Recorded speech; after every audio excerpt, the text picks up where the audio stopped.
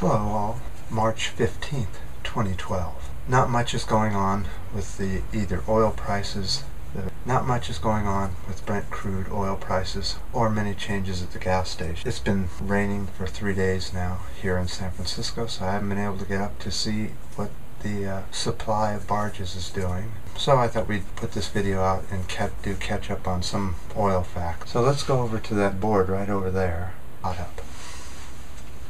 Okay, so the first thing I wanted to know is, since we've used up almost half of the available oil in the ground, more than half, because some of it we will never get out. What have we gotten out of the last 100 years? And I thought about this a lot. What do we have that will last maybe 200, 300, 400 years in the future? Out of all this oil that we've spent driving in traffic jams, going to races, putting up buildings that will only last a short time, short-lived infrastructure, that type of thing. And I thought, well, there really isn't much that we have to really brag about what we've used oil for. But one of them is the internet. The internet is something that will be around for as long as humans are around. Another thing is healthcare. Our ability to give some people superb health care is long term. Some people don't get any health care. Hopefully we'll change that.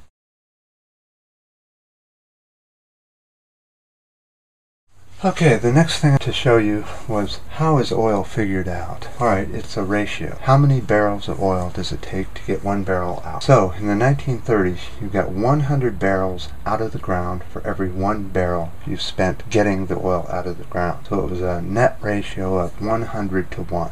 A barrel of oil in the U.S. is roughly 45 gallons. If you know of any other different numbers, please tell me. I've noticed that that number itself goes from 42 to 47, so somewhere in there. So I just picked 45. In 2012, we were down to 20 to 1, so it took 1 barrel just to get 20 barrels out. Remember, in the 1930s, it was 100 to 1. Then it's starting to even get down to 10 to 1. Okay. The U.S. averages about 11 to 1.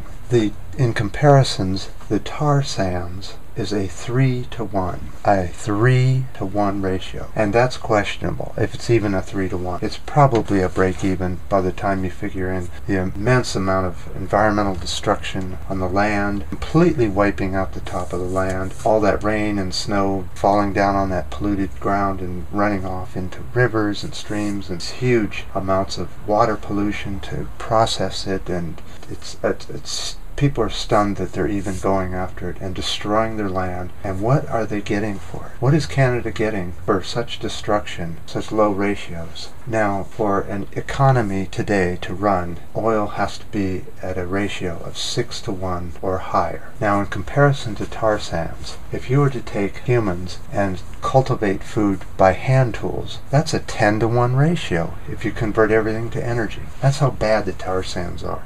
And the reason I bring this up is because when I mention tar sands being very dirty oil, I get thumbs down. And to me, that's very, at least research before you thumbs down something, because if we keep going after tar sands and you completely wipe out half of the country going after something 3 to 1, who needs to thumbs down who here? I mean, had to get out of the house, had to get out and check things out. So we'll just look at some scenery here on the 3rd day of mist and rain. Now, as I said before, I'm just not picking on Canada. The U.S. is just full of horrible energy practices right now. Coal, where we're sacrificing a large amount of our Smoky Mountains for what? How long does coal last? A few seconds. Making electricity, that type of thing. Nothing you could say that it was used for anything long term or anything to show for what we destroyed our mountains for. If we could take that money, trillions, and spend it on vacuum tube transport, wind energy, solar. Okay, we're going to try and cross the street here without getting killed and take a look over at the bay to see if there's anything that we can see. And I'm not going to zoom in or anything because I can't get to the controls because you're covered with plastic. And here we are. You know, I don't see a single barge. I really don't. And I can actually see out there slightly. And I'm seeing nothing. Ah, isn't that interesting? No barges today.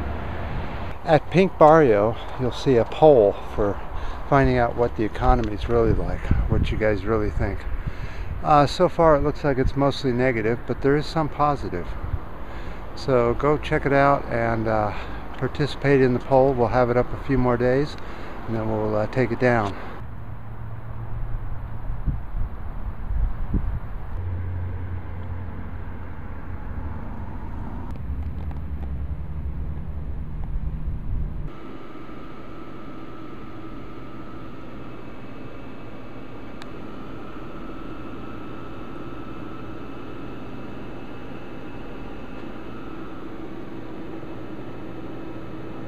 All made from recycled material.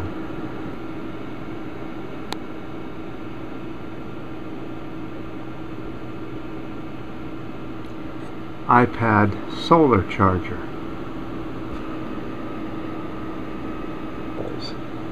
And rain barrels.